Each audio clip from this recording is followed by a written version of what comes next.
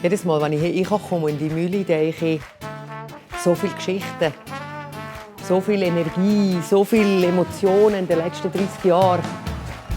Ich bin sicher, das war eine gute Entscheidung, unsere Live-CD genau hier aufzunehmen. Weisst, ich bin nicht gut im Schreiben von Briefen. Und weisst, am Telefon. Nach diesen 3 Tagen bin ich jetzt recht geriert und geschüttelt.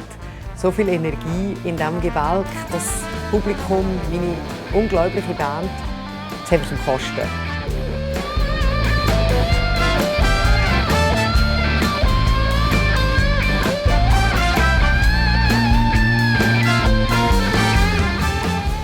«3 Tage Milli Hunziker», das Live-Album, das rauskommt am 7. März mit dem ersten Konzert zusammen.